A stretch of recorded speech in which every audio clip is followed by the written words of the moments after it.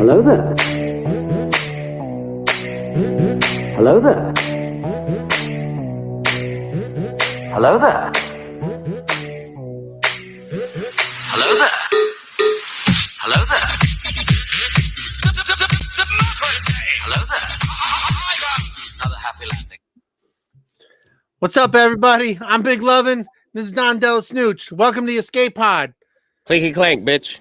Clankety clank, bitches. How we doing, buddy?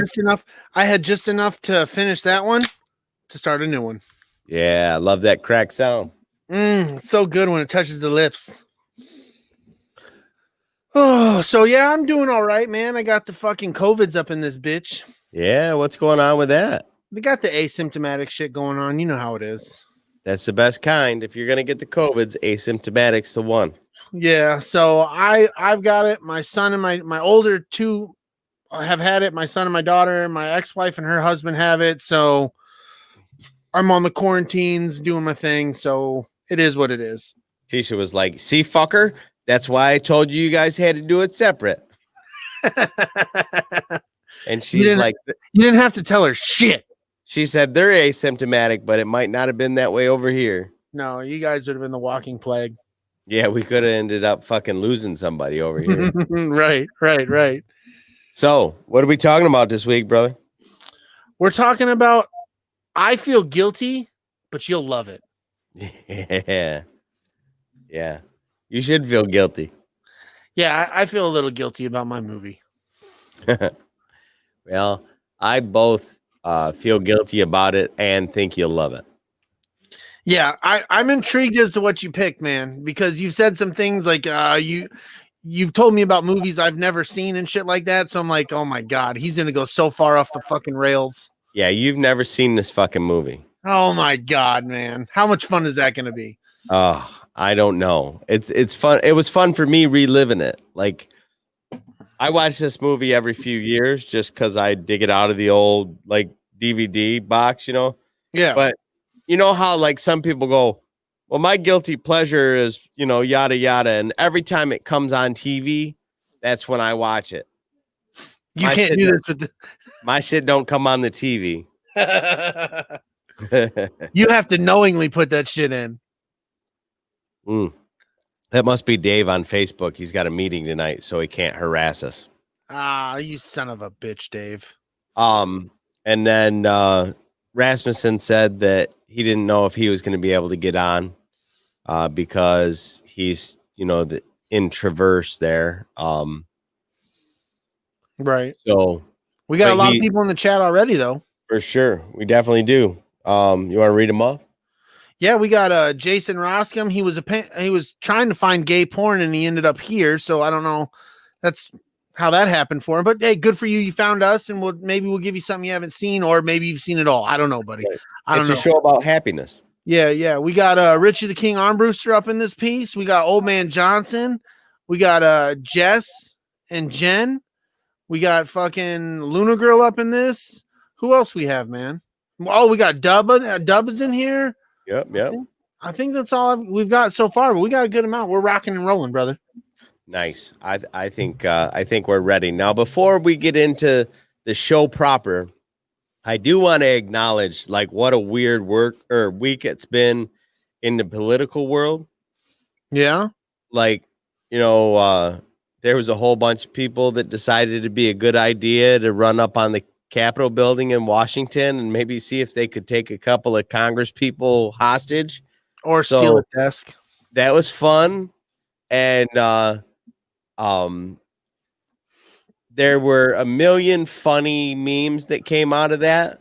Yes. But somebody edited this little audio clip and I needed to be able to share this with the rest of the world. You ready? I'm ready, buddy. We're totally insane. He pushed me out and maced me.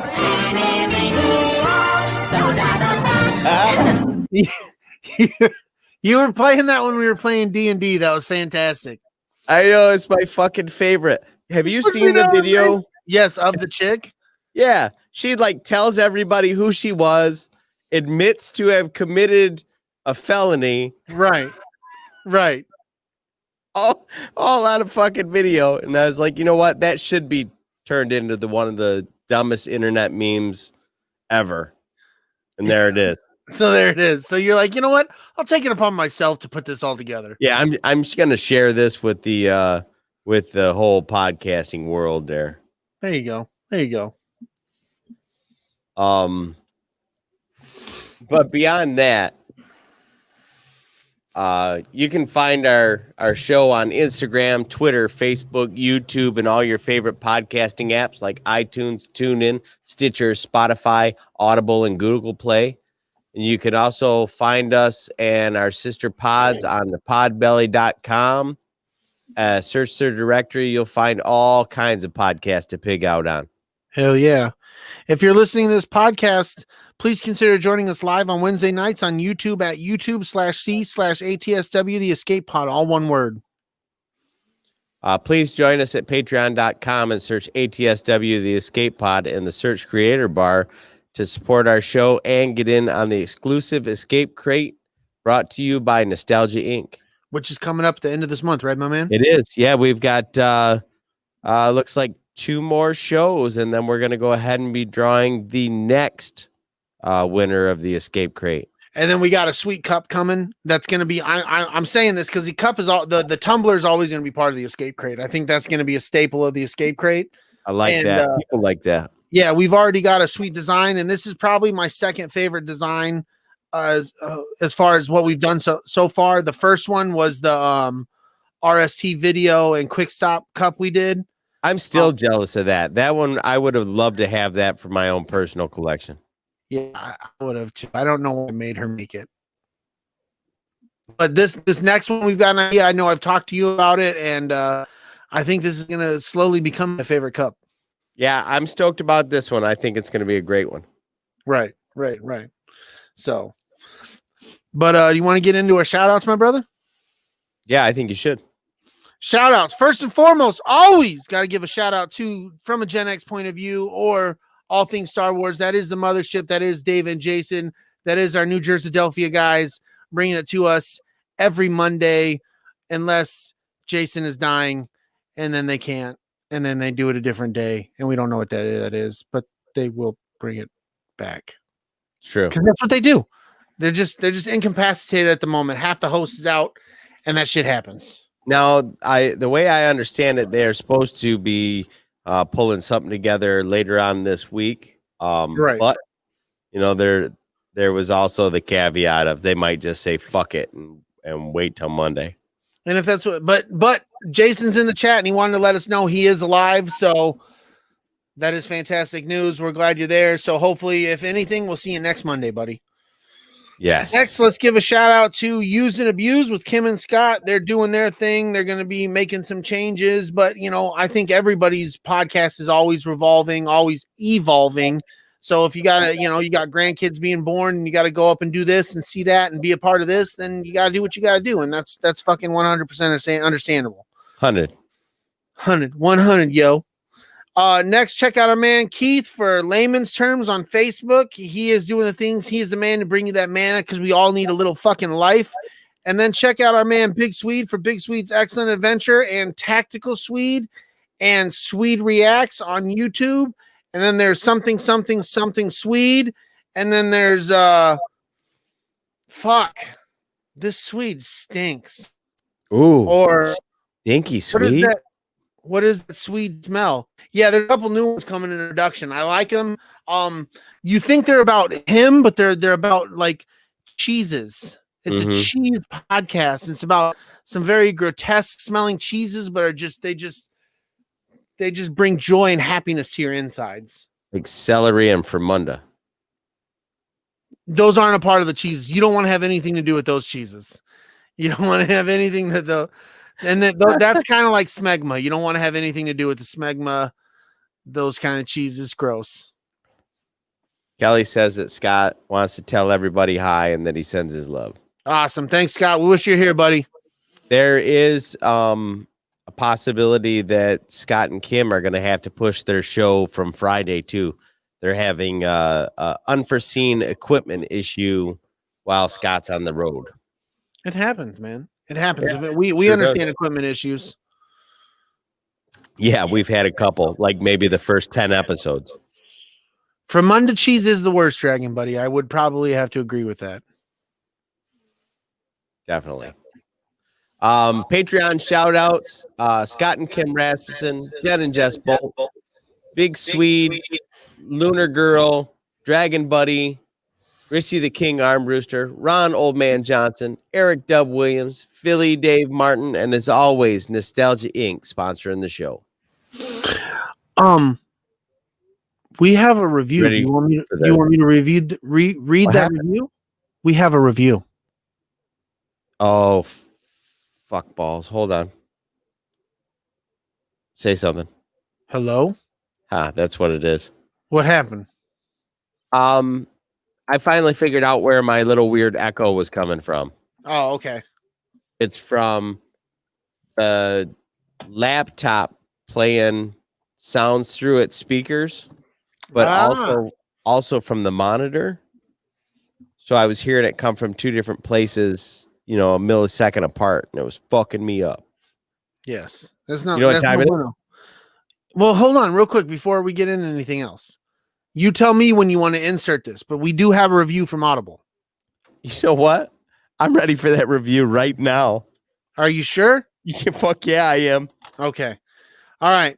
This is our second Audible review. It's our second one, I believe. Yeah.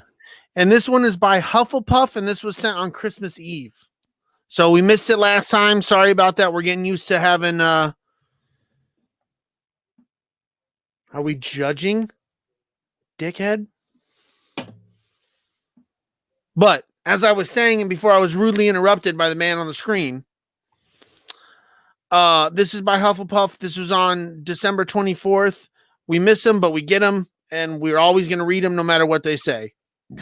So, here we go. Check it out. A bright light in a dark world. When I was young, I couldn't listen to podcasts. One, they weren't available yet. And two, Mom would have had such things that they were of the devil. Paul would have followed through with the belt and a Bible conviction. As I grew further away until I found myself in a new world that kicked me around and took me for the rube, then took my money. It was here a friend introduced me to the Escape Pod. At first, my virgin ears were shocked by the levity and freewheeling nature of their conversations. But as I listened to Big Lovin and Don DellaSnooch, I began to laugh for the first time in my life. I dare say I found a family in the audio presented each week. No judgments, just fun.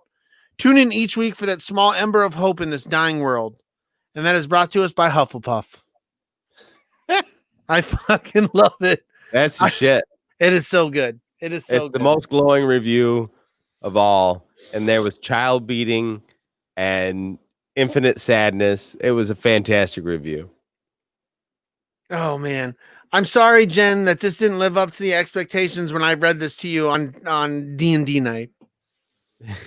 But when I read this on D&D night, this was the funniest piece of literature I had ever read for anything in my entire life, ever.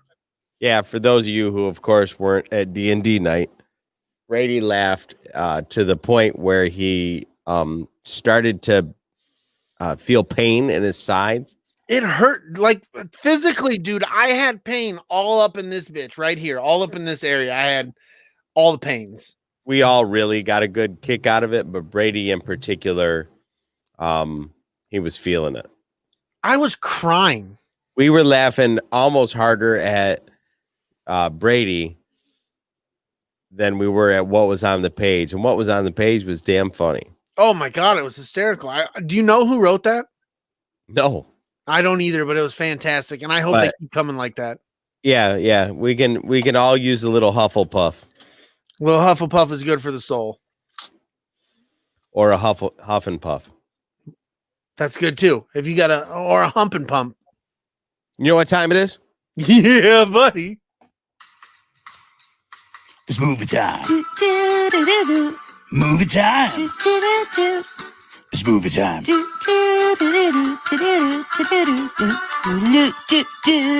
Movie time. Yes. Yes. I fucking love it. Do you want to begin our movie news? Yes, sir. Breaking news is that Oscar Isaac's role as the MCU's Moon Knight has been confirmed by the series cinematographer. So that's pretty solid news. Yes. Normally, I would think that something like that was somewhat speculative, but when the cinematographer is like, "Yeah, it's that guy," it's Right. pretty much that's it. Right. That's why we bumped it out of the hot sheets. Right. Brie Larson has started training for Captain Marvel 2.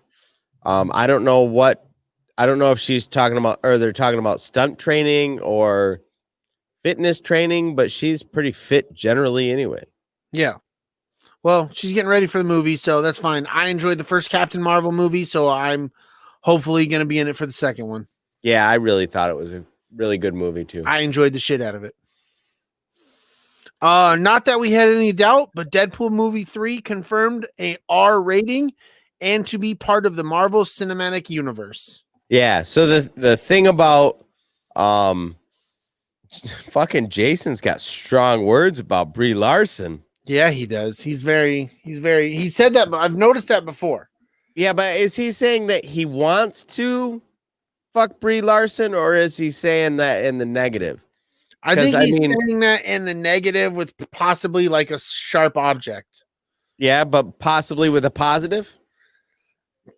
Doubtful. Very doubtful. Bro, I don't know. I don't know if I could be mad at Brie Larson enough to say no. I think Jason has been. He's very upset. That's a shame. Yeah, it is a shame. It happens though. It happens, man. We're not all into the same fish, buddy. Yep. But the cool thing about that is, according to the director, this is going to be part of the Marvel Cinematic Universe. It's not going to be some weird side thing that may or may not be exactly butting up to what they're doing. Like, it's going to be a part of what they're doing over in the MCU. That's what I want. Even if it's the tiniest of slivers, make all the shit connected. Right. If he just pops up and says a couple fucking shitty things and then pops away, good with that. Me too. Sony Pictures is delaying Morbius starring Jared Leto until October 2020. Nice. I know it says October 22. Yeah, no, I let you do your thing. I didn't say anything. You're the one who fucked it up and let everybody know. Right. Now, I believe that it was either our first episode or maybe even our second where we actually broke news on the fact this Morbius movie was coming out. Yeah. So that's where we're at. Like, we've come full circle. We're like, they're going to delay it. Yeah, we're waiting and waiting and waiting. Eventually they're going to come up with a plan. Yeah, or not. Or maybe they'll just be like, you know what? They'll chop 45 minutes of Jared Leto out of it. And they'll be like, yeah, he was around when we made this, just like Suicide Squad. What? That's a super dick move, man. Why would you do that? I wouldn't do that. I like Jared Leto. I think he's fine. But they really fucked him on that fucking Suicide Squad deal. Yeah, they definitely effed him in the A. Big time. Definitely. Ben Affleck to direct Disney movie Keeper of the Lost Cities. Yeah, I got no idea. I did some digging to see if I could figure out what the hell this was about. I got nothing. Fair enough. But I know his directorial stuff before. He's done a good job. So yeah, well, he directed Good Will Hunting. He's directed a few things. He directed Gone Girl. Didn't he direct Reindeer Games? No, I think he was in Reindeer Games. Oh, okay. But when he seems to sit in the director's chair, he seems to get awards for that shit. So, hell yeah. We're in for that.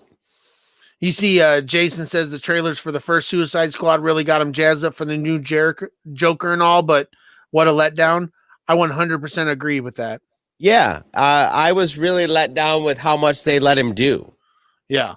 That scene in the strip club or whatever it was, his dance club or whatever. where with he the dude goes who played monster on the the dude guy. who played from Spawn. Yes. Yeah. And Harley's fucking dancing on the pole and shit. I'm like, I need an hour and a half of this. Fuck the rest of this shit. Agreed. It really should have ended up, and maybe that's why they cut all that shit, because it ended up turning into the Jared Leto movie, and that wasn't what they were going for. Right. Maybe he was so much of a centerpiece that it detracted from the story they were trying to tell. Well, then that's bad on the character development for the rest of the people they made. That's on them. Agreed. Jared Leto Joker was Big Swede's least favorite Joker. And that's fair. Everybody's entitled to their opinion. I can't say he was my most favorite. He was a different take on the Joker, one that I did not expect to see. Mhm. But it would be a toss-up between Heath Ledger and then the newest Joker guy, Joaquin Phoenix. Yeah. Now It would be a toss-up between those two. I would say my least favorite Joker, and this may be somewhat controversial, I don't know why, but Cesar Romero's Joker would be my least favorite. I would agree with that, but that was because what he portrayed was a more campy ass Joker, more definitely. fun and partying on the beach, man. Yep. Now, I felt like Jared Leto's Joker was dangerous, and I felt like Joaquin Phoenix's Joker was seriously deranged. Oh yeah. Like I feel like the kind of stuff that we could get out of Joaquin Phoenix Joker is the stuff like, remember when we did the Killing Joke? Mm-hmm. And he walked in the door and he shot Commissioner Gordon's daughter, Barbara, in the spine, and then took a bunch of naked photos just to fuck with Commissioner Gordon. Yeah. Not like he wanted him or that he shared him with the world. It was just to fuck with Jim. Yeah. You know what I mean? That I think that's Joaquin Phoenix's Joker. Yeah. Agreed. But Cesar Romero was definitely my least favorite. But like you say, because it was campy. Yeah. Jess in the chat says, remember Jared Leto and Requiem for a Dream? That was a feel-good movie. I wouldn't say it was a feel-good movie, but the grandma creeped me the fuck out in that movie. Right. She had her own addiction and problems. So this comes up twice in the show, and I guess I'm going to skip it here, and we'll do it in video games where it belongs. I'm not sure how it ended up here. Starwars.com is thrilled to reveal that... Wait a minute now. There it is again. I must have been really excited about this news. I put it in the notes like 3 times. I think so. Okay, the Snyder Cut will be released in March on HBO and on Blu-ray. And Wonder Woman 84 will be coming out on Blu-ray in April.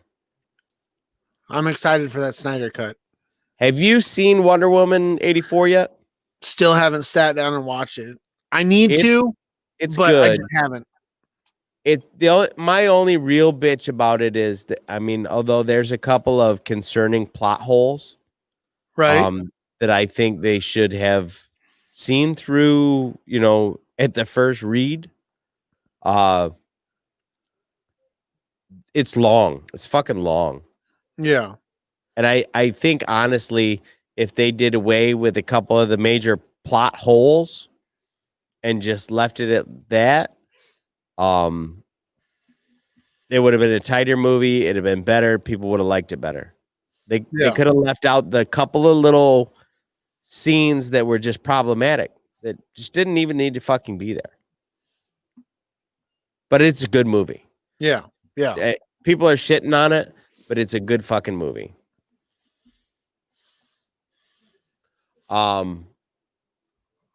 With that being said, you ready to move on to video game? Yes, I am. Here it goes. Power up. I'm bad.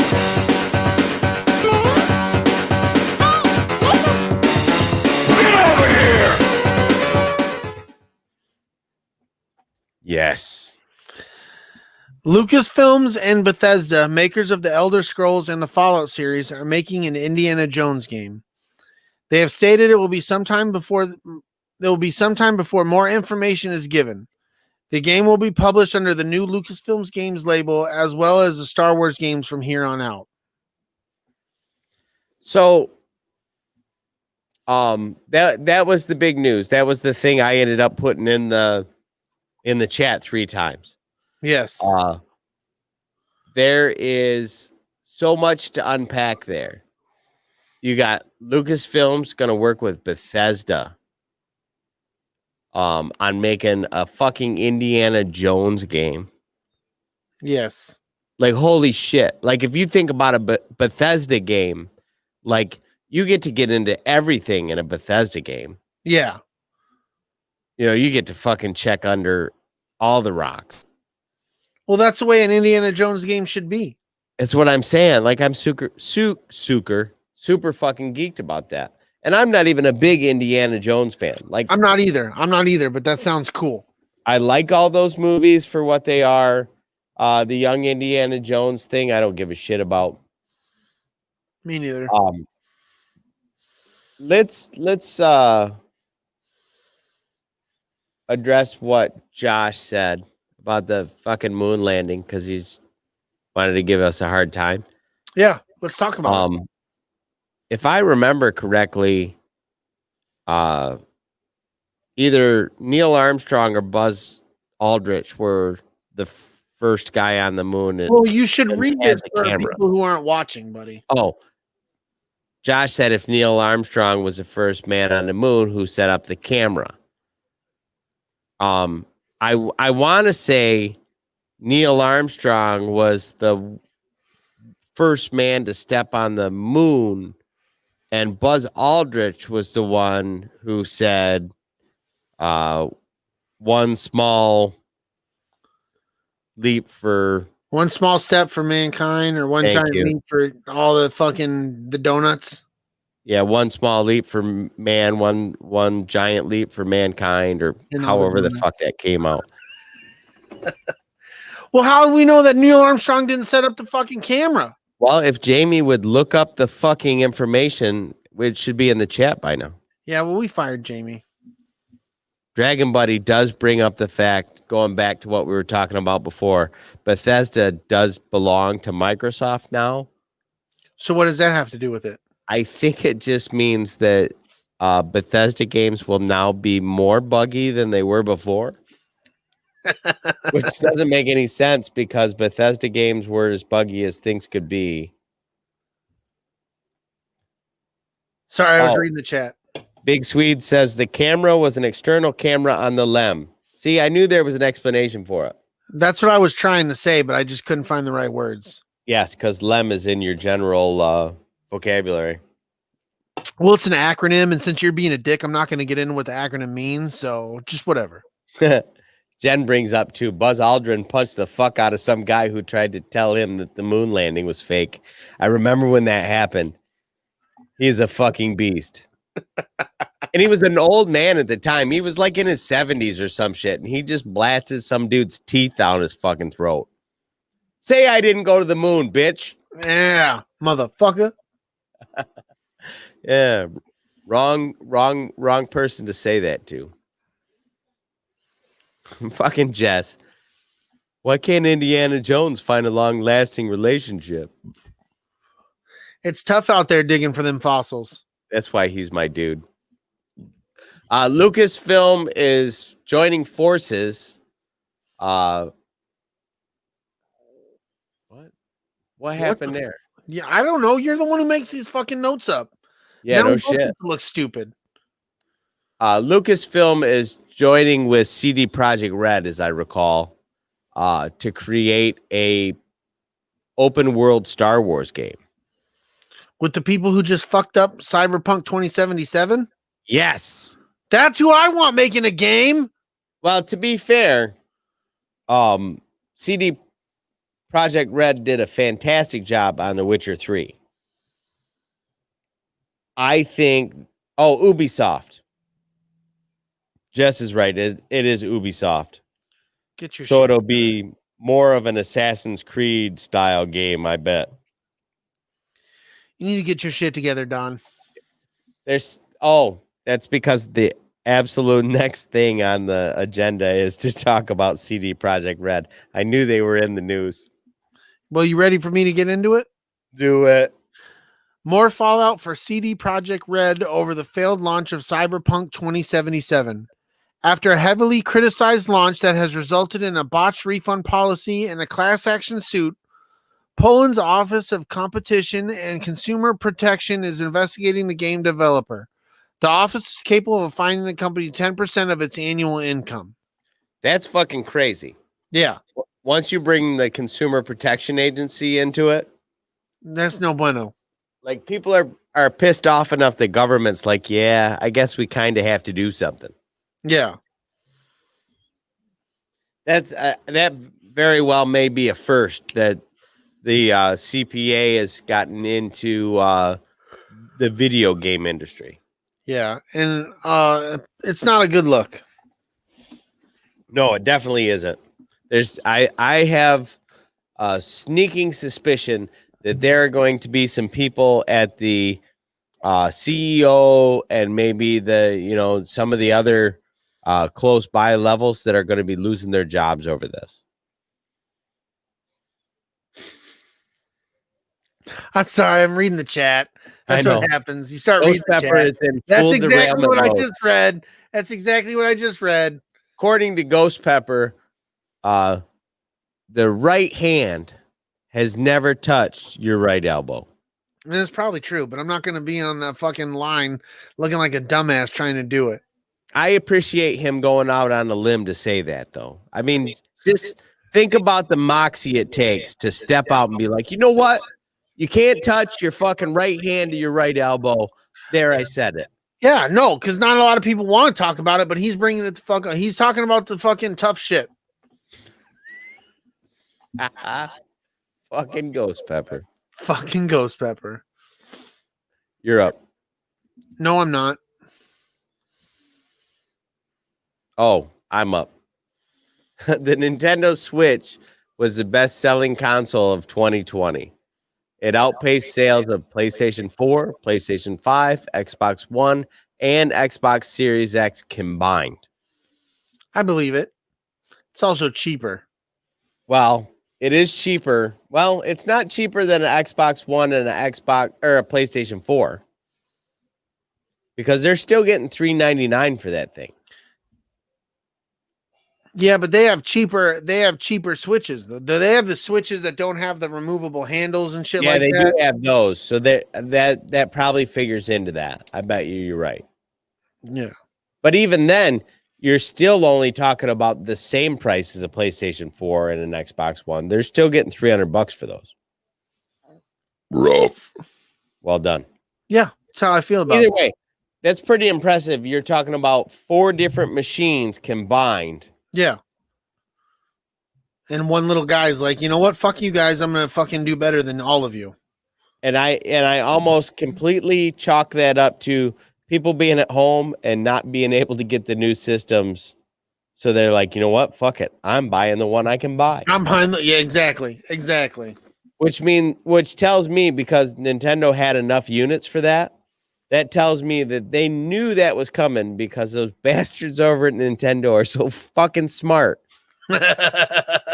They're always ahead of the game. They're like, you know what? These guys are going to fuck this up. Let's make sure we make a whole bunch of extra Switches because they're going to buy our shit because it's at the store. It's true. It's true. Americans, so predictable. Get into it. Let's go. Let's go. You ready for the hot sheets? Fuck yes. These are the hot sheets. Best investigator reporting on the planet. Yes, bitch. MCU leak. Spider-Man 3 may be called Spider-Man Homeworlds. Nice. I like that, and it's in keeping with the style of the previous 2 movies. Homecoming and Far From Home. Yep. Yeah, I like that home. Yeah, I like that. Keep it coming. Yep. I haven't heard a ton about what we're gonna see in this movie, except for a bunch of what do they call it in the MCU? Is it different worlds, or is it Oh, the multiverse. the multiverse? Yeah, but I Yeah. mean, is it MCU where it's like on Earth 2, Earth 3, Earth 4? Oh yeah, they've got Earth 616 and Earth fucking 88 and all kinds of shit like that. So that's it's Crisis on Infinite Earths. Whoa, Yes. Jess, coming What do in you with do? fucking a hot take there. He says they hope they bring out Toby, the only true Spider-Man. Well, Toby is going to be in the movie, not the best Spider-Man. Yeah, how much have you been drinking tonight? You said you're not drunk, but you got to be on your way. Jeff?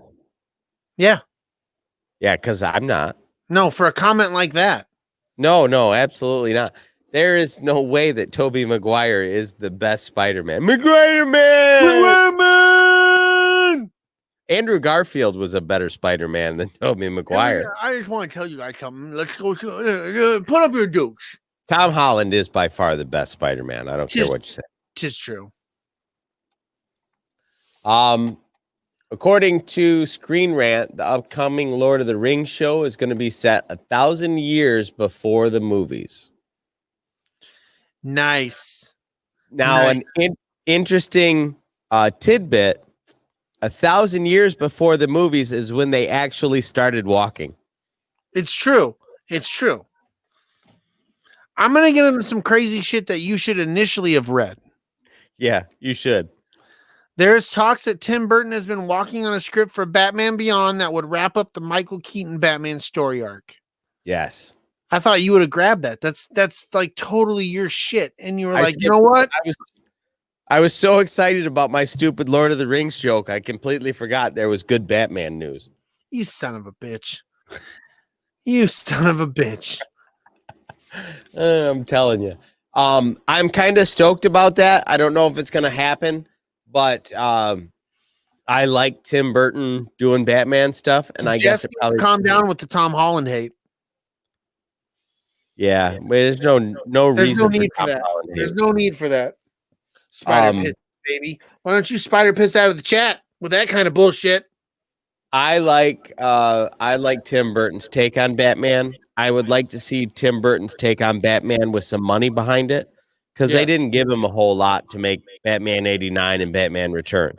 Well, I'd like to see it done in 2021. You know what I'm saying? With the new technology and stuff like that. Like, bring it. Yes, absolutely. But that's all we got for the hot sheets. Yeah, we don't have a whole lot. It's okay. You ready for sports? I'm ready to get into sports. This is a new one. And now it's time for Sports Talk with your hosts, Dangerous Don Juan DellaSnooch, beautiful Brady Lovin, here on the Escape Pod. Oh my god, dude. That sounds like some shit that's on ESPN at like 1 a.m. I fucking love it. It's so good. It's so good. Like, we're gotta prove our worth for the sports show. I fucking love it. Yeah.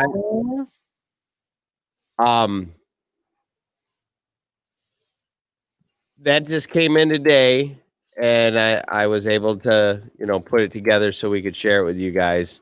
Our buddy Darius sent that to us today. So we now have a lead in for every segment of the show. Fuck yeah. I like it. And you can still send us a new one for the hot sheets. The hot sheets we kind of came up with on our own. So if you guys have one for the hot sheets, send it on in. We're down with that. Yes. Jason says, no, wait, that was SummerSlam. So that was a wrestling theme, I take it? Yeah, I don't know, but I still appreciated the fuck out of it. I know that Jason is a big wrestling fan. It kind of surprises me. That Jason is a wrestling fan? Yes. He doesn't seem like the kind of guy who would put up with that fake bullshit. Yeah. As far as that shit goes, I don't really have a feeling about it. Like, Hey, I'm not saying what the guys do isn't fucking tough and they don't get in some fucking hurt and pain and shit like that, but it is fake. choreographed. It's choreographed. That's the right wordage. I like it. It's choreographed. And I don't even so much. I'll watch the wrestling matches and be like, oh, that's cool. But the daytime drama shit that happens in between is the stuff that I have a full disconnect with. Yeah, I can't get in. I can't follow it because it happens. There's so much of it. You really have to be in that world to follow it. That might be why I don't like it. I might just not enjoy it because I don't understand what the fuck they're talking about because I wasn't there at the last Stranglemania with Stranglemania. Billy Batson and Chicky McGee, and when they Chicky fought McGee is the fucking man, dude. When they fought over the snake wrestler. Oh, the Snake Wrestler 2000. I remember that. I watched that one. Speaking of which, going back to the nonsense that I was just talking about, have you ever seen Stranglemania? No. So there's a couple of VHSs, and maybe if I can get my hands on them, we'll watch them. I bet you dollars to fucking donuts, Darius still has copies of these. They were videos of a bunch of overseas wrestling matches, right? That had mostly Mick Foley in them, right? And ICP narrates the whole thing. They're the narrators, you know, the guys in the booth or whatever. That's and odd. There's two great big fat guys that they call Ponderosa and Swedenhouse. What the fuck, dude? And I think they call them the Tomato Brothers or some shit. What, the Tomato Brothers? What the fuck? Are you making this up? No, I'm dead serious. Oh but my God. These are some of the most intense wrestling matches I've ever seen. Like, it's like guys like Mick Foley getting up on a 10-foot ladder and like power bombing dudes into sheets of plywood that have razor wire on them. What the fuck, man? I'm dead serious. It is some of the most violent and hysterical shit I've ever seen in my life. I used to fucking get stoned and watch those and giggle until I pissed my fucking pants. And that's fucking awesome. Being somebody that doesn't like wrestling, that shit's fucking funny. Oh my God, that's great. I take that back. It's not that I don't like wrestling, it's that I just don't have an affinity for it. Right. So the first piece of sports news we got, Jim Harbaugh will continue to coach University of Michigan football. Jim Harbaugh's new contract is for 5 years, $21 million. But the way it's structured is he's only getting $4 million a year unless he hits a bunch of performance goals. Good. Like just beating Ohio State's worth $1 million. Should be worth than that. The fuck ain't it. I'm telling you. But there's milestones for, winning 11 games, and then there's a milestone for getting into the Big Ten championship game. There's one for winning the Big Ten championship game. There's one for getting into the playoffs. There's one for, winning a playoff game. There's one for getting to the championship game. Like, he has to go all the way to get a whole year's pay, as opposed to the way it was done where he almost got a whole year's pay up front. I think he was getting $6.5 million a year before. You see what we got going on in the chat? Yeah, I agree with the chat. Fuck Ohio State. Yeah, it seems to be a pretty big sentiment within the chat. I don't know if there's anybody that listens to this show from Ohio, but if you're an Ohio State fan, you're fucking wrong.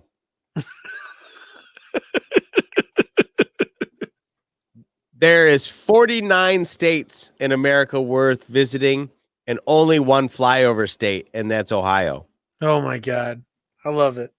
There's only one way to travel the state of Ohio, and that's on the turnpike because it's just gas stations and pissers. That's all it is. Don't talk about pissers too much because we got to get to that commercial break. So let's Fuck the Buckeyes. fuck them right in the A. Speaking of Buckeyes, why don't you read the next one? Yes, Alabama rolled over Ohio State for their 6th national championship of the last 12 years of the college football playoffs. Coincidentally, it was the lowest viewer rating for all of the 12 years. Yes, which, is weird considering we're in the middle of a pandemic and everybody's stuck at home. Yes. You would think that we would be, home watching games, but that just proves nobody fucking wanted to watch that. I didn't watch it. Nope, me either. Nobody wanted to watch Ohio get their ass beat by Alabama. Everyone knew it was going to fucking happen. Ohio's good, but Alabama is better. The big dog. Yep, and they showed it. They proved it.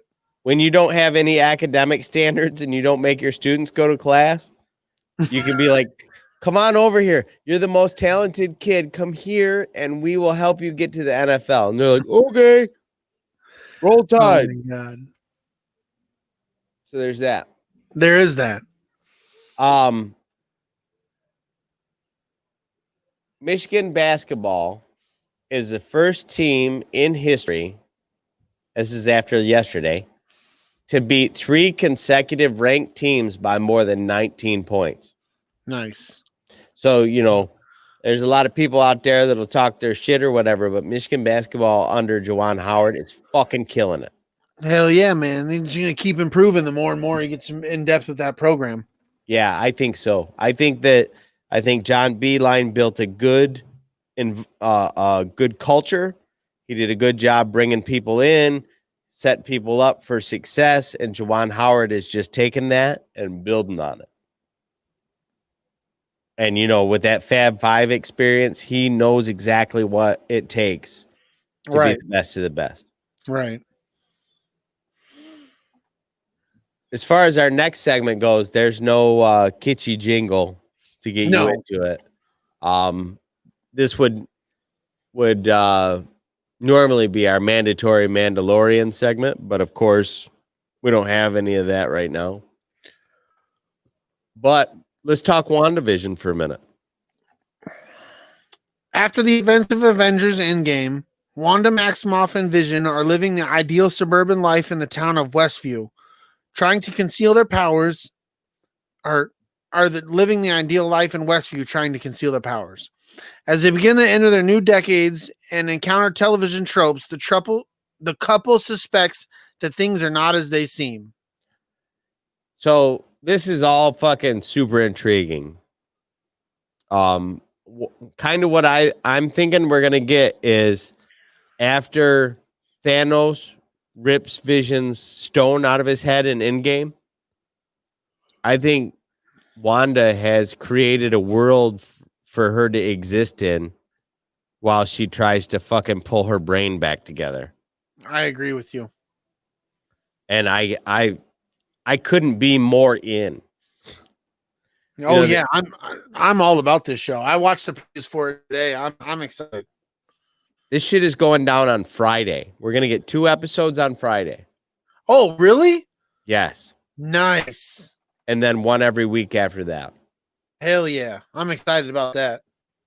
The next note is the first season will consist of 9 episodes and it premieres January 15th, 2021. Hell yeah. On Disney Plus. So if you don't have Disney Plus, get fucking Disney Plus. Disney Plus is awesome. I love Disney Plus. Speaking of that, I am season 3, episode 14, I believe, of Rebels. Nice. The show that I said I would never fucking watch. Yep. Because and why? you're loving it. Because cartoons aren't for me, right? Right. Well, this fucking show, like the end of the last 3 seasons of Clone Wars, made me want to watch Rebels. Nice. And Rebels is such a, for the most part, at least teenage version of Star Wars shows. Yeah. Because the beginning of Clone Wars felt very childish. Yeah. But by the time we got to Rebels, it's a much more grown-up subject matter. And I almost wonder if it wasn't part of the long game. You know, grab these kids while they're 5, 6, 7. And by the time they're 13, 14, 15, we'll talk about this because it's heavier shit. We need to go to a pee break. Can't do it, bro. You fuck you. Go for it. Yes. Hello, this is George Decay, reminding you, Don and Brady, for your mid-show pee break. Oh my, may I watch? Wang.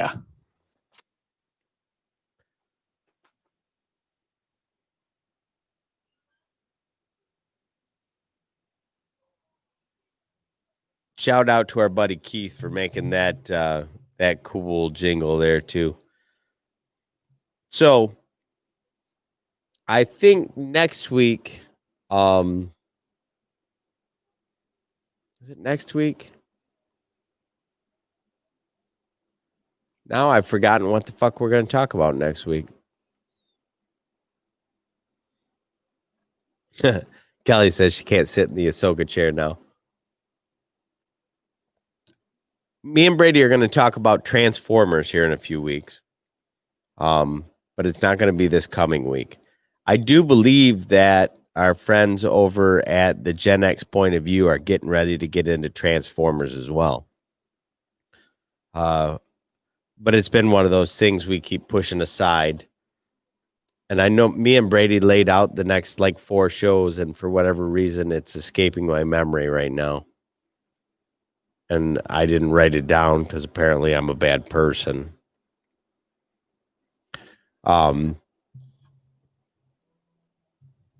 But you know, we're at the point now where we're going to start venturing into some of the weeds on some of the stuff that we want to do, where we're going to be like, oh, this is a little bit more niche and this is a little bit more niche. And you know, once the world opens back up, we'll start talking about, you know, what's popping into the cinema or you know, whatever a little bit more.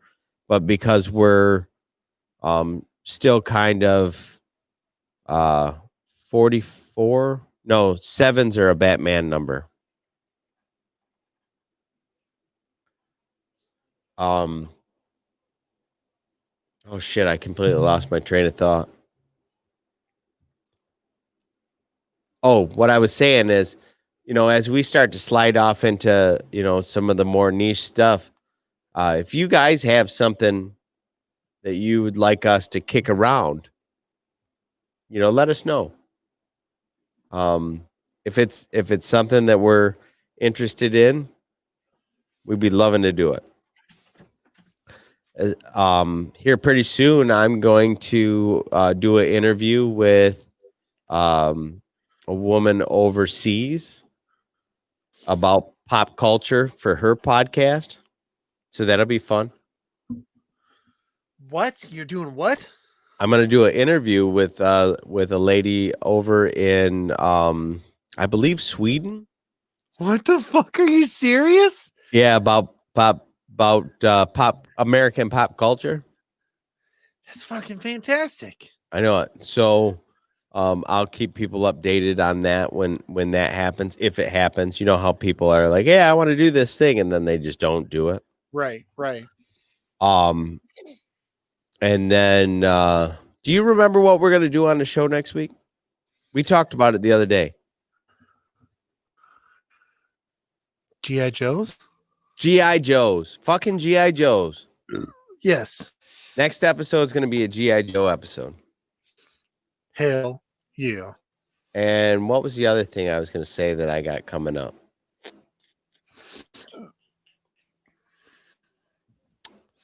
Well, fuck, I can't remember that either. So I should start writing things down. That's nice. All right, it's my turn, buddy. Yeah, well, you go take care of that because I did. Oh my god, I thought I was gonna fucking wet myself. I had to go. was bad. Episode 44, is that a Batman number? No, normally our Batman episodes are 7, end in 7. I don't know if Don went over that. Stuffing things. Yep.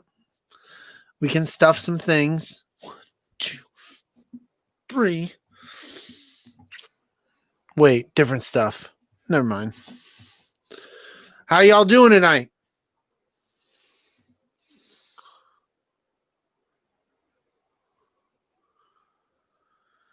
How much have you had to drink, Jess?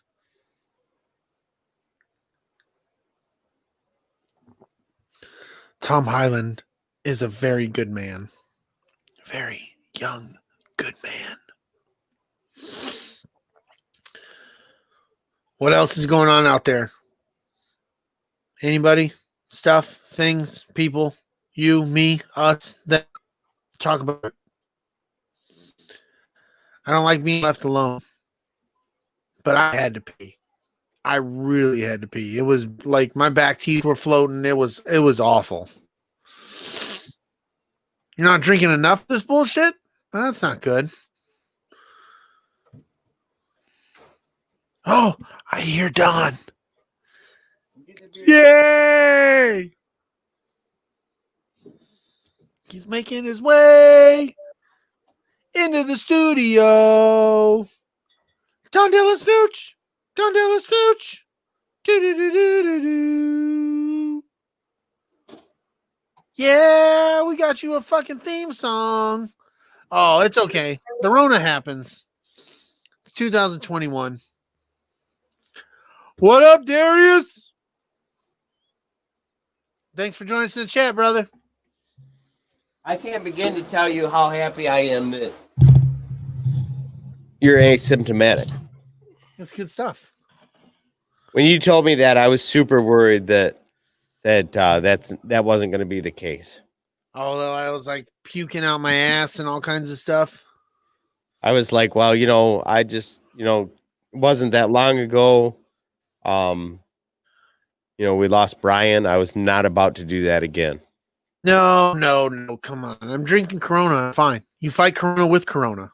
I agree. Fight fire with fire. Nice. Hell yeah. So let's do a couple of seconds and we'll run to commercials and we'll get into this. Rock on.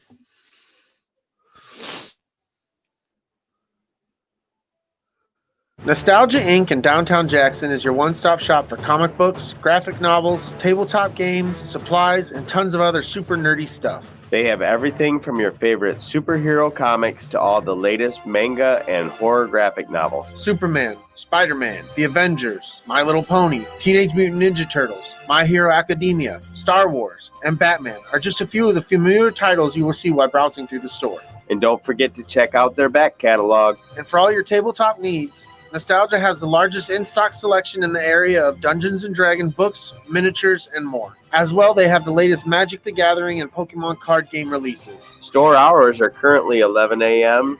to 5 p.m. Monday through Friday. So come to downtown Jackson and get nostalgic at Nostalgia Inc. What's up, everybody? This is Big Lovin and Don DellaSnooch. We wanted to take a minute to tell you how to get more from the Escape Pod experience. Become a Patreon supporter and you will get lots of bonus content, including movie reviews, videos from Comic-Con, behind-the-scenes content, and more. But even better, Patreon supporters get extra entries into the quarterly drawing for the Escape Crate. The Escape Crate is full of great stuff like t-shirts, Funko Pops, stickers, mugs, and other random goodies. The higher the membership level, the more entries per month you'll earn. You also can receive 1 entry per episode you share on social media. So if you have a couple extra bucks, toss us some. We will use it for covering the cost of hosting the show, paying for booths at cons, and equipment upgrades. Thanks for all the support, and now back to the show. And we're back. I fucking hate you with that mask. It's so fucking creepy. It is creepy. Oh my god, it looks Yeah. Oh my fuck, man. So, we're here to talk about one fucking thing. One fucking thing. movies that you absolutely, well, specifically a movie that you absolutely love that other people might give you shit for. Absolutely. And So it's kind of like you know, a moped. You know, they're a lot of fun. You just don't want to see your friends on one, or you don't want your friends to see you on one. Fuck no, you don't. Oh, Keith is in the chat. What up, Keith? What's going on, Big Keith? Just released a new rant on Layman's Terms the other day. I seen. Yeah, driving through the streets. Yep. Let Through everybody this- know he's a bad motherfucker. To the streets of New Jersey. What? Speaking of New Jersey, did you see, or did we talk about it last week, that they're moving the, or that they did move the secret stash? We talked about it last week. It went from 35 Broad Street to 65 Broad Street. Not worried about it then. No? I'm just glad I got to see the original.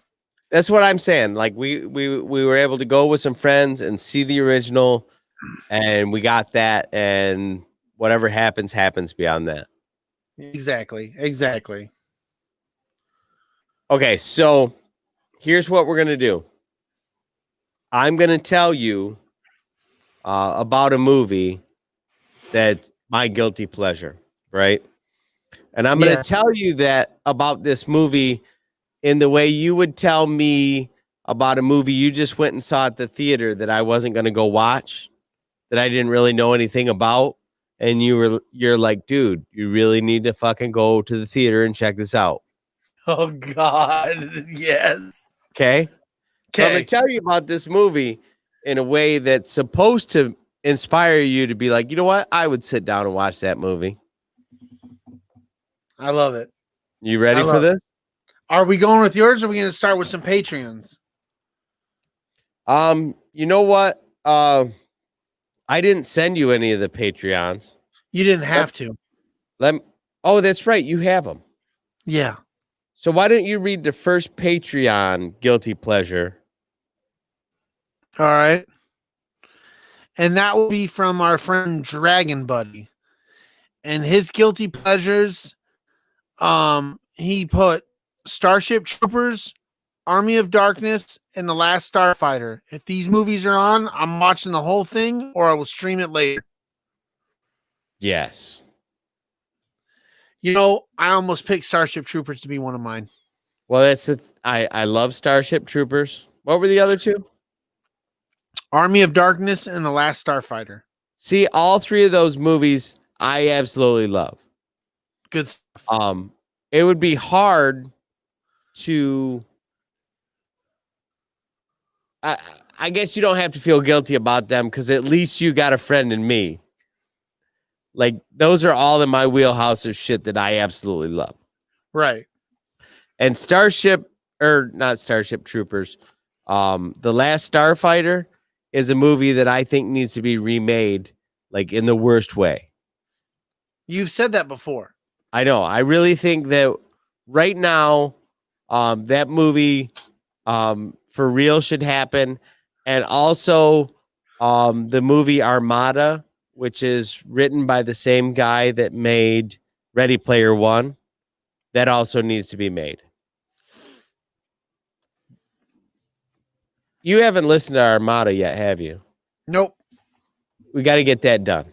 It'll happen. We got work. It'll happen. Have you listened to the new Star Wars book yet? No, I just see that Dave and you started doing that. I'm like 4 or 5 chapters in. It's dope. Is it good? It's dope. Good. I like where this is going. I think that this what do they call it? New Republic or High Republic. I think this is going to have good shit for us. Awesome. That's what I want to hear. Super stoked about it. Now, That's because what I wanna Kelly hear. did mention that she sent me hers directly, I'm going to read hers right now Sounds good. if I can find it. I believe in you. I think you can do it. I think you should. Okay, her 3 favorite: Peter Pan, the Disney cartoon; Ooh, good choice. The Sound of Music. I did not see that coming. Nope. I'm being stoic now. Are you? And When Harry Met Sally. She just loves it for one scene. That's trashy. You're trashy, Kelly. How dare you? How fucking dare you, Kelly? I like it. I think that's No, good. I'm down with those. I'm down with those. My wife likes the Sound of Music. Sound of Music is good, but Nazi joke withstanding, I've seen it a couple of times for sure. Jesus. I wouldn't say that it's, I won't smack a baby to watch The Sound of Music, but I've seen it. Trashy New Year's movie. Okay, so here's my pitch. You ready? Yeah, dude. Okay, so it starts off with there's a couple of like fictional countries that are at What's war. the name of this movie? I'm going to tell you at the end. Oh, what the fuck, man? If I tell you at the beginning, then it blows the whole thing. Okay, so there's a couple of fictional countries that are at war. Let's say that they're North Korea, South Korea for shits and giggles. They're not. They have names, but think like that, right? Okay. There's a peaceful Republic of Sudan and their aggressive neighbor Gambia. Sudan can't defend themselves against Gambia, so they enlist a special forces army made of soldiers from all over the world. And they're equipped with the most advanced like weapons and vehicles that like you can find. Like, is this Street Fighter? No. It's definitely not Street Fighter. Almost the same time period though. Fuck, man. So the Special Forces Unit Megaforce is led by Commander Ace Hunter, and the Gambian forces are led by his rival and former military academy friend, Duke Guerrera. Is this the Delta Force? No. Okay. Megaforce successfully paradrops an attack of vehicles behind Gambia or into Gambia, and Hunter mounts a sneak attack against Guerrera's forces. Right? So then they destroy his base, but they're told by the Sudan general that they're not going to be allowed to cross back into the country because they're apparently too dangerous. They can consider Megaforce to be too dangerous of a global organization. Is this Surf Ninjas? It's not Surf Ninjas. Okay, I was just curious. Okay, so Guerrera has set a trap for them at the team's only real means of escape from the country. Surf Nazis. Surf Nazis? Is that a movie? Yeah, it was. So there's like a dry lake bed at the edge of the country, or that is near the border of this country. And they go to load up into some cargo planes with all their, advanced vehicles and this, that, and the other thing. While Guerrera figures it out, sends his tanks to this lake bed so that when Hunter shows up and tries to bail, Guerrera can essentially wipe him out. Right. Well, Hunter figures it out and comes from behind over the mountains, and they don't see it coming, and he basically blows past the tank's defenses, and they manage to get back on the plane, and so then Megaforce essentially everybody gets loaded up into the planes, except they have to use all their high-tech weaponry to blow up the row of tanks. I know it's I'm bad. listening. I I'm know listening. it's bad, but I love this fucking movie. So everybody makes it onto the plane except for Hunter, right? Who gets on this souped up fucking dirt bike and he's like hauling ass. Because, you know, Is it 80s, Delta right? Force? No, it's not Delta Force. Okay. So he gets on this dirt bike and he's hauling ass around, you know, across this salt plain or, you know, desert plain or whatever. And the cargo plane takes off and he hits a button and fucking wings pop out of this motorcycle and a rocket pops out of the back and he fucking flies up into this cargo plane. It's fucking Delta Force with Chuck Norris. Yeah, it's not Delta Force. So then he gets up into the plane and the Guerrera, the other general, is like, oh yeah, he fucking got me. And, you know, out of respect, he gives him a thumbs up, you know. And there's this big scene at the end where he's like, it's so cheesy. The guy's like, you know what? The good guys even win even in the 80s. And he goes like this. What the fuck? It's so fucking cheesy. It is one of my favorite fucking movies. Oh my lord. The vehicles and stuff that they use are like desert camo, but when it gets dark, the paint turns black. Yes. So nobody can see them, and they're all stealth, you know. And they're like motorcycles. I'm telling you, their motorcycles have like on the front, they've got like a BMX style windshield. You know, Right. the thing that you used to put on the front of a bicycle that had the headlight in it. You know what I'm talking about? Yes. And on either side of it, it had 4 rockets. Oh, it's Coleman is in the fucking chat. What's going on, Big Chris? Oh shit. Calling you sexy with your big bearded ass. I can't help it. It's so lovely. That's fucking great. Thanks for joining us, Colemans. We're almost done, but thanks for joining us, brother. So anyway, the name of this movie is Megaforce. It came out, I believe, in like 1983. Yeah, it had to be like 82, 83. So it's like, it's very 70s, but also 80s. It's like it's right in the middle of that transition. And there's a really shoehorned in love story between the lady from Sardano or whatever the name of the country is. I forget what the fuck it is now. Yeah. Yeah, Sardan. And like she's like the princess, but then she trains to be a member of Megaforce, but then he won't let her fight because, you know, he's fallen in love with her while she's been training. Like, come on, bro. It is the most cheesy fucking 80s. I love it. That's I so eat it up fucking great. every time I watch it. My wife's like, what the fuck is wrong with you now? I'm like, shut up. That's fucking awesome, dude. Telling you.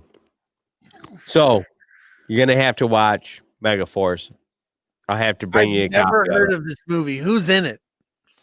Oh fuck. Barry.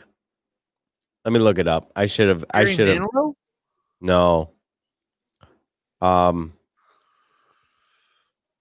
You'll know who the people or some of the people are, I think.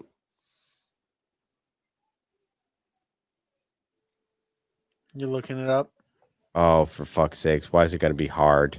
Because it's an old ass movie that nobody's ever fucking heard of. It's got Barry Bostwick in it. I don't even know who the fuck that is. You don't? All right, bro. I will text you a picture of Barry Bostwick. You'd be like, that fucking guy?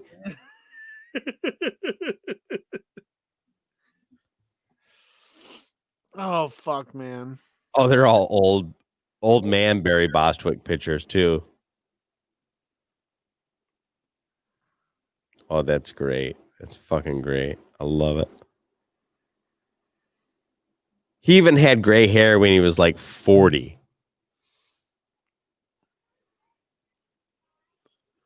Why the fuck? You struggling? This is riveting for everybody. Oh, that's fine. Fuck him. Okay, so hold on. Here it comes. You ready?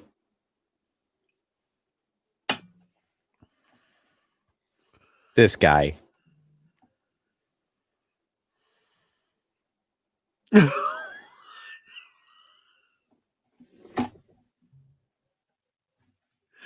all the pictures you could send me, what? You know that guy though, don't you? Oh, he's creepy. No, he's not creepy. He's awesome. He's creepy. Where's the one of him and Michael J. Fox? He was in something with Michael J. Fox for a while. Oh well. I'm telling you, this shit's fucking riveting. I know. Here you go. Check this one out. Here's him and Michael J. Fox. This picture you might recognize better. Oh yeah. Yeah. And like Dragon Buddy, Barry Bostwick played Brad on Rocky Horror Picture Show. How the fuck? Are you into Rocky Horror Picture Show? No, not really. Never was one that really did it for me. Oh, I fucking love Rocky Horror Picture Show. And you know what? A lot of people do, and that's fine. It's all great, grand, wonderful, but it never was for me. And that's the thing, though, is that either hits you or it don't. Like, I don't know anybody who's lukewarm on Rocky Horror. Yeah, it didn't. So you want to get into Big Swede's top 3? Yeah, I'll get into Big Swede's top 3. Big Swede's top 3. Oh, three. He's at Iron Eagle, which I don't know if I would call that a guilty pleasure. I love Iron Eagle. I don't know very many people who don't love Iron Eagle. Yeah, but that shit would never happened. Drumline. Love Drumline. Yep. I've never seen it. You've never seen it? Oh, nope. We might have to watch that one. It seems like the cheerleader movie, but with drum lines. A little bit. A little bit. That's why I didn't watch it. That's what makes it a guilty pleasure.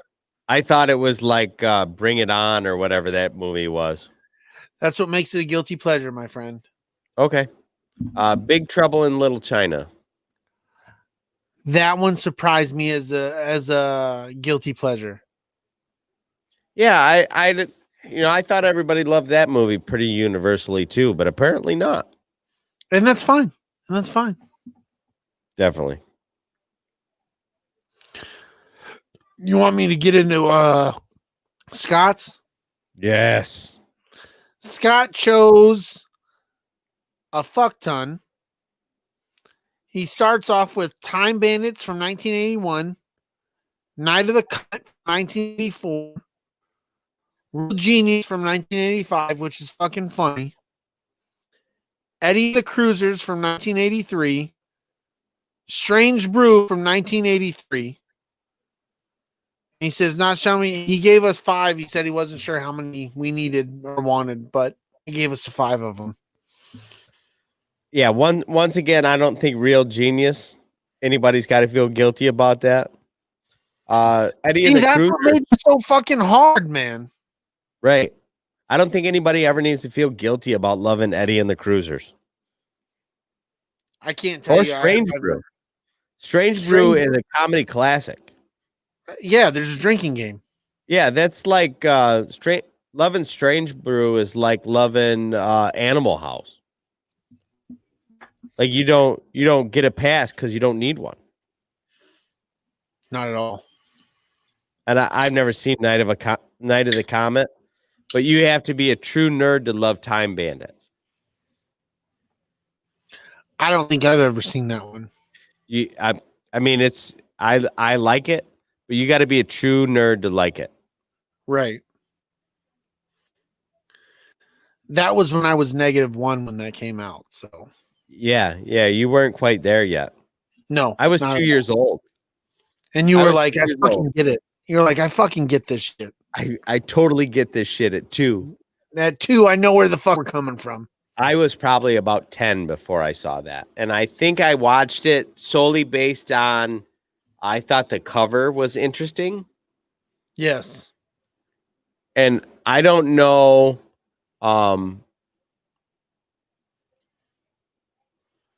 I don't know if, nope, I do know. What was I going to say? Oh, yes. I don't know if you were old enough to remember the, like the little small community video stores. Fuck you. Are you? Yes, dude. Little mom and pop video stores. Yeah, like before Blockbuster and Hollywood Video killed them all. Yeah, when it was just little fucking storefront with just fucking videos. Usually in the like a tiny strip mall or whatever. Yes, dude. Okay, so you know exactly what I'm talking about. That's where I found Time Bandits for the first time, like walking around looking at all the fucking, movie cases. Because we don't get to do that.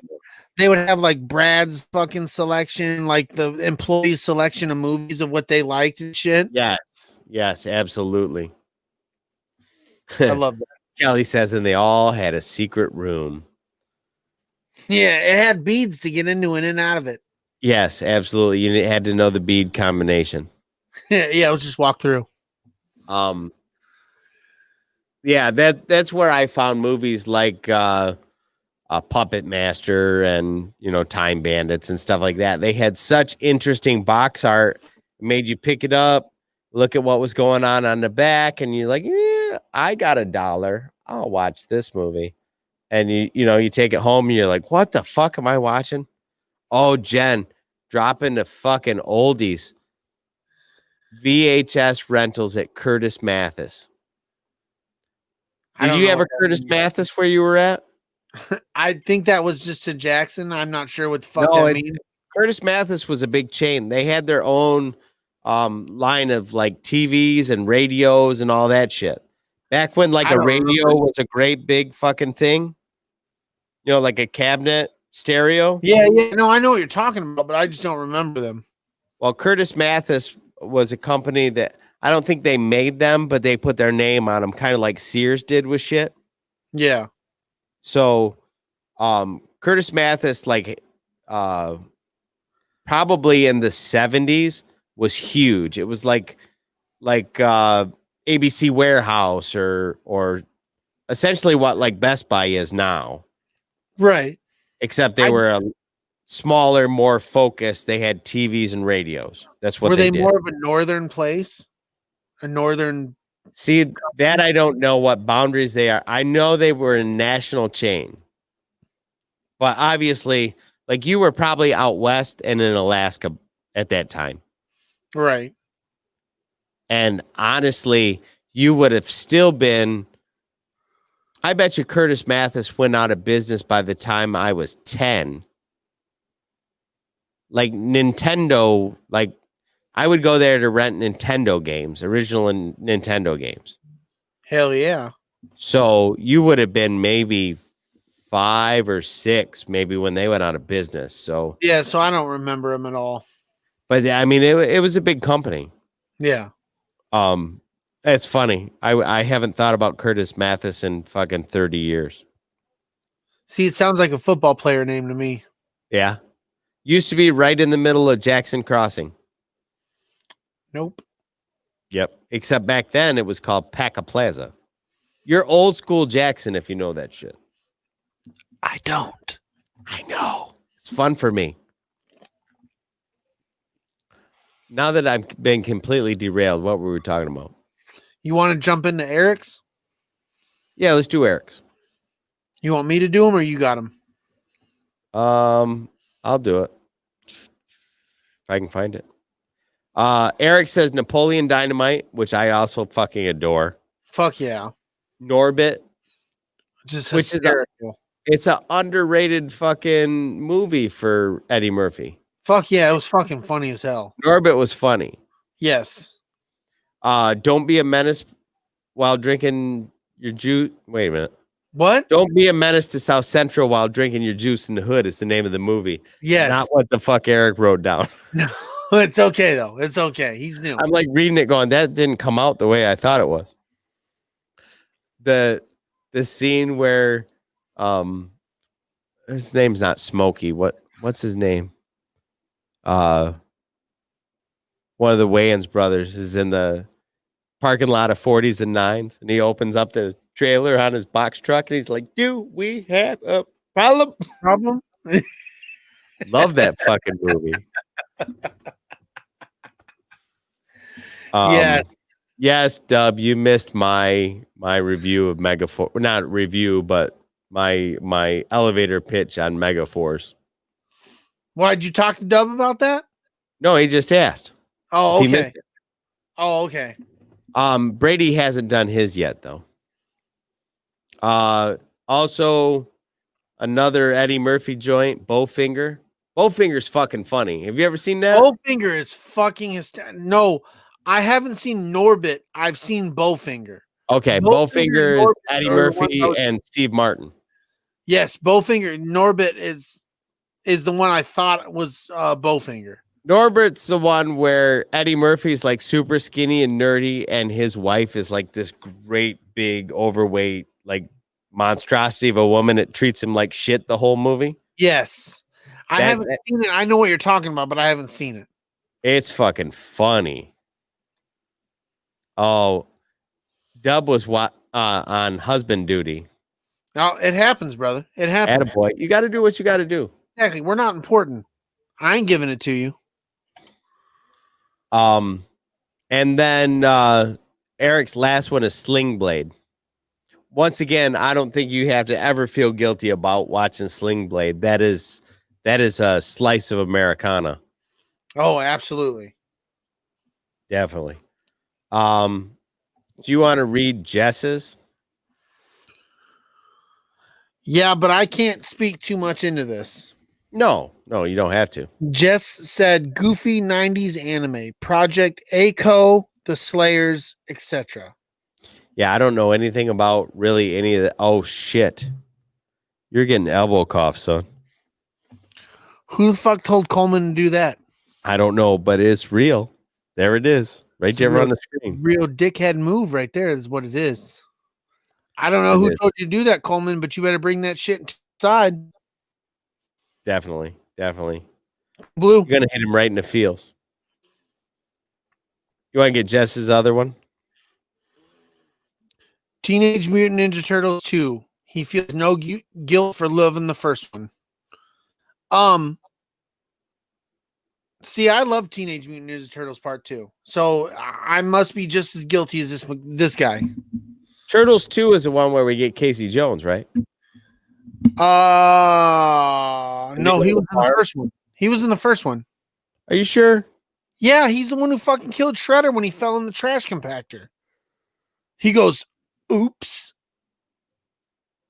Okay. Don't you They fuck with me. were they in the farm in the first one? Yes. Okay. I guess maybe I'm mixing my shit up. I know the second one, they start off in the mall, right? Underground mall where we're beating people up and shit like that. Right.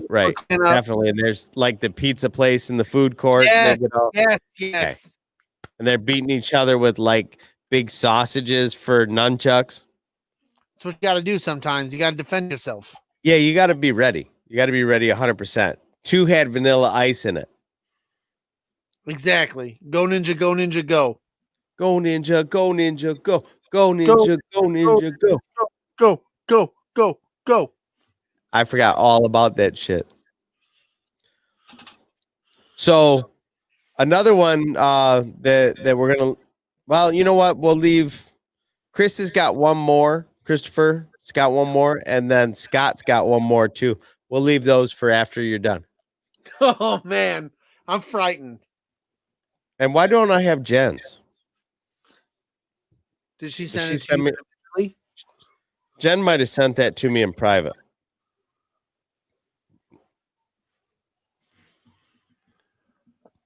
Oh, she did. Okay. Good. We'll leave Jen's till after you drop your big bombs on us. Oh my God, I'm so scared. I like it. All right, are we ready for mine then? Let's do it. Let's do it. I'm ready.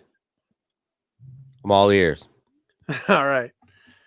Mine starts out with a giant meteor shower. I didn't And hear this you. meteor broke up. shower, I said mine starts out with a giant meteor shower, and this meteor shower is fucking up Earth. It is just fucking Eddie Griffith and his little dog. They're on their bike. They're trying to get away, and these fucking meteors are just pelting fucking the Earth, pelting New York City. And Eddie Griffith, thankfully, he makes it out safe, but that's the last time we see from Eddie Griffith. The comedian Eddie Griffin? Yeah. Okay. You already know it? No. Oh, okay. I feel like I should, though. NASA discovers that these little meteors that have been hitting the fucking Earth, they're about the size of basketballs or like a Volkswagen Beetle and shit like that. They're nothing compared to the fucking monstrosity of a fucking comet that's heading straight for Earth. And it's about the size of Texas. Nice. NASA, the government, they've got like 18 days to figure out how to blow this fucking bit out of the sky. They got to come up with something to fucking destroy this comet that's going to destroy Earth. Extinction level event. It's going to be fucking bad. So they call up the badass, the main guy. His name is Harry. And Harry knows what the fuck he's doing. Harry can fucking drill into any. What? I know what this movie is. Oh, yeah? Keep going. That's Keep going. That's good. That's good. I hate you right now. You still got to talk me into it. I am, man. Harry is a beautiful man. He's got a full head of hair on him, which is in other movies, he hasn't really had a full head of hair, but he's got the locks are flowing. And he's here to save the fucking world. He can drill it. If you can drill it, this is the man. He needs his fucking crew, and he's going to come in here and he's in a fucking wreck shop. So NASA and the government get a hold of this guy and his team. And initially, they just want Harry to fucking train these fucking astronauts that are going into space, and they're going to be the ones doing all the drilling and shit. And like, Harry's like, no, if you're using my shit, you're going to use my men, you're going to use me, and we're going to get the fucking job done. So they gotta collect all of fucking Harry's men, and he's got some outside outlanders fucking who are fucking, wanted by the law. Why you gotta throw that up there when I'm trying to fucking talk about this shit? How dare you? How dare you? But anyways, he's got guys wanted by the law. He's got some horn dogs. He's got guys on his crew that'll, do it with anything and everything that's got legs. And Harry says, train my guys, let them become astronauts, because drilling is its own thing, and it ain't like being an astronaut. So they train these guys for like 12 days, and then they got to make their trip up to space. Oh, I didn't let you know who was in this movie. A little sex appeal for you. A little Liv Tyler's in this movie. A little sex appeal. And yes, she has a moment where she is just laying there all sexy. And I didn't mention that Dad has a guy on his crew that is boinking his daughter. Mm-hmm. So with that, is there any animal crackers? I'm hungry. Oh, dude, there's a whole thing with a gazelle in the wildlife, and he's shooting for the cheetah. And I don't know all of it, but I'm just saying, it's fucking good. It's fucking good.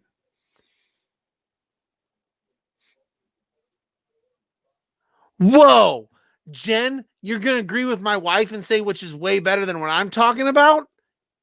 Unbelievable. This is... Now, I will say that Jen has come out and said that cheesy disaster movies are one of her things. I know, but Deep Impact is not better than this. Maybe how I'm explaining it, yes. But no. Carry on, my wayward son. You need to calm the fuck down. So, anyways, NASA hires these ragtag group of Rough Riders to head up to the fucking comet and blow this bitch up. They get up to the fucking comet. They take 2 teams on Freedom and Independence, these different space shuttles. And they take these 2 teams up there, and it's basically the first team to drill to 100 feet, 800 feet. I'll fucking fight the shit out of you, Jen. I'm serious. First team to drill to 800 feet basically wins. They can set this fucking nuclear device off. Boom.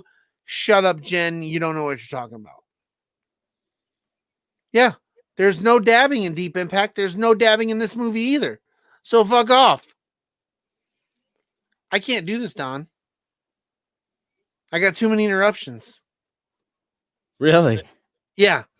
So half the fucking team dies on the fucking comet. And the guy who is engaged to the fucking daughter, he's the one who pulls the last straw to fucking try to save everybody. But dad takes him down to the fucking rock and he's like, you won't save him. You're going to marry my daughter. Pulls his fucking air hose, pushes this asshole back into the fucking chamber. He goes up to the fucking top. Bruce Willis, which I didn't let you know originally, Bruce Willis is standing there like, I fucking got this shit. And he carries the fucking button and he fucking blows that fucking comet up and everybody lives happily after. Except for Liv Tyler. She marries the fucking son. What are you talking about? Yeah, but she's half sad for the rest of her life because daddy blew herself up. That's not true. So my movie was Armageddon. I'm going to go out on a limb and say I've seen this movie. It's so fucking good, man. It's so fucking good. You should feel guilty about loving this movie. Why? But I like this movie just fine. It's a good fucking movie. I should feel guilty about loving this movie. You should feel guilty about fucking off. You should. How dare you? It's not as good as Deep Impact. Fuck you. Fuck my wife. Fuck all of you who said that to me. I can't hear that shit from you. Bro. Dude, do not bro me right now. Why? I'm just saying, dude. Oh, now you're going to bug your eyes out of your head? You know, What do you got to say, my friend? People that are listening to this on the audio track on iTunes and shit, they can't see you bug your fucking eyes out. Yeah, but they can feel them because the pressure in their head changed from the fucking earphones. They're like, whoa, this guy got serious. Yeah, he did get serious. Honestly, I'm not sure that Deep Impact is better than Armageddon. It's not. And if you're trying to say that, you need to go fuck off. Yeah, I'm just not sure it is. Because it's not. But I have seen this movie. I don't know how guilty you should feel about liking that movie. Have you watched it in 22 years? Yeah, bunches of times. I bet you I've seen it probably 15 times. I watched it last night, and you should feel a little bit guilty. I should feel guilty? Just a little bit. I felt guilty. I was like, oh, God. Ugh. It's bad? Is that bad? It's got moments. Honestly, I think the only problem with that movie is they really shoehorned in the love story daddy triangle. I think they could have just made a compelling fucking disaster movie out of that. Yeah, and they could have kept the daughter, but she didn't need to have a love interest. Definitely. Agreed, but it's still a good movie. It's I gotta say, don't feel too guilty, but I want you to feel guilty just the same. Dude, I struggled, man. You have no idea how much I struggled trying to figure this out. I think that of all of the stuff that I know that you love, I think there was something guiltier somewhere. You just never put your finger on it. I couldn't figure it out. I'll tell you the one that I had two more that I was gonna do, and I can't remember. Somebody in the chat, somebody our Patreons picked one, which is Big Trouble in Little China. Yeah, But I just assumed everybody loved that movie, and then D2 The Mighty Ducks was my other one. Okay. Now, Dragon Buddy called out my other like big guilty pleasure, and not to steal his thunder here, but Buckaroo Banzai would be my other like super guilty pleasure. Yeah. Have you ever seen Buckaroo Banzai? No. It's definitely fucking it's guilty. It's guilty. You know what's guilty? Hmm. My bladder. Again? Dude, I don't know what it's drinking shit in cans. But we've been going for almost 2 fucking hours, so fuck off. Wow. I bet you tell that to all the girls. I don't even know what you're talking about. I hate you. Well, then I guess we better wrap up because I would hate for you to spring a leak. No, because I will spring a leak, dude. You got the Rona and all. I'd hate for you to be in a bad spot. What's up with that finger, bro? I had an itch. I had to scratch it. I like it. All right. Everybody make sure that you like this video. Give us a 5-star review on iTunes. Wait. We still got a couple of people we did not read yet. Oh, no. I got to pee. You're going to have to. Why don't you run and go pee while I read? Okay, go ahead. So, Jen says that her guilty pleasures are Buffy the Vampire Slayer, which I fucking love. I love that movie, especially the end scene where Paul Rubens gets stabbed in the heart and he's like, ooh. And he's pretending to be fucking dying, but he's not gonna. Reign of Fire, which I need to go back and watch. All I can remember is the big scene at the end with the dragons attacking the castle. But I can't remember how good or bad that is. If I remember correctly, it's very much like Eragon, which I like that movie too, but somehow that's about some kid finding a baby not a baby dragon, a dragon's egg, and incubating it till it, becomes a dragon. It is like Jen just said, it's so bad, so good. And then she says, basically, in a semi big budget disaster movie.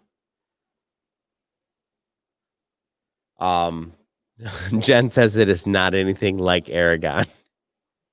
I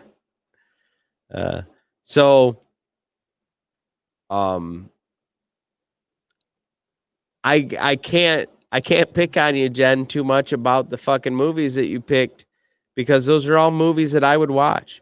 Like, I love Day After Tomorrow. It's a terrible disaster movie, but I fucking love it. And those kind of movies were all the rage for a while. Like, you couldn't get away from them. They're like, we got to destroy the earth. Now we got fucking strange viruses and fucking mad kings that are trying to destroy the earth. So, who needs the movies? Fuck the movies. I didn't mean that. And then, let me see. I know we got some more here. Scott dropped off another one of his guilty pleasures is a movie called Caveman from 1981, starring Ringo Starr, Shelley Long, and Dennis Quaid. I don't know about you. Be a guilty pleasure. I'm intrigued. I almost want to see this. Right. But on that same line, there was a movie that came out around that time called Walk Like a Man. I watched that a fucking billion times. That sounds so familiar. There was this guy like raised by wolves. Yeah. And he was all hairy, and like some regular people found him and like shaved him up and tried to teach him to be a normal human being. He's like drinking out of the dog bowl and shit. I don't know if I've seen it, but I've heard about it. There's another movie from that time period that I'm not sure if it would be a guilty pleasure or not, but I absolutely adored it at the time. Well, I adored it most of my life. It's called Enemy Mine. It's got Dennis Quaid and maybe Louis Gossett Jr.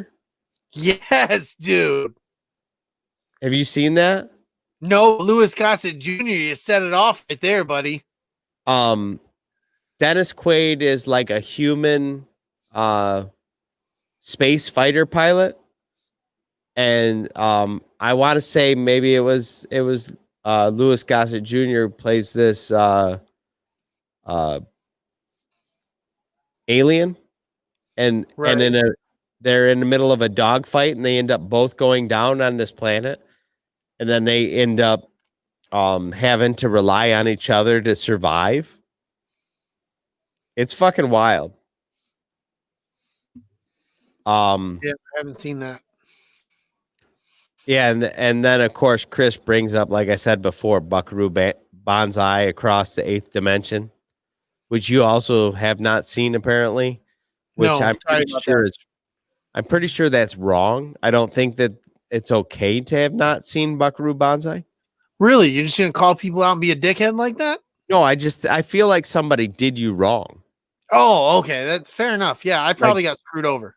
Somebody should have pulled you aside, gave you a hug, and said, "This is Buckaroo Banzai. You'll feel bad about watching this, but then you'll love it forever." It's kind of like, did you ever see the Flash Gordon movie? No. That's old school. Yeah, but I love it. Never seen it. Or if I've seen it, I don't remember seeing it. It's the same kind of thing. If you've seen it, you would love it for what it is, and you would also feel guilty about loving it. Nicely done. So, back to where we were before. I don't know where we were, man. Everybody make sure that you like this video. Give us some kind of 5-star review or 4-star review or no star review. And Brady will read it like he did at the beginning of this episode. It really helps people find us. And if you will read it, or if you do, he'll read it live like he did earlier. Yes. Subscribe and download us on your favorite podcast app at ATSW The Escape Pod. Check out all of our podcast family, like All Things Star Wars and From a Gen X Point of View, Used and Abused, Layman's Terms, Tactical Swede, everything on podbelly.com, Pig Out on Podcasts, things like Sofa Kings and From a Gen X Point of View. Thanks for hanging out with us. We'll see you next time. May the force be with you. And go blue. And go blue. I bet you don't got to piss. I was going to say, I don't got to pee.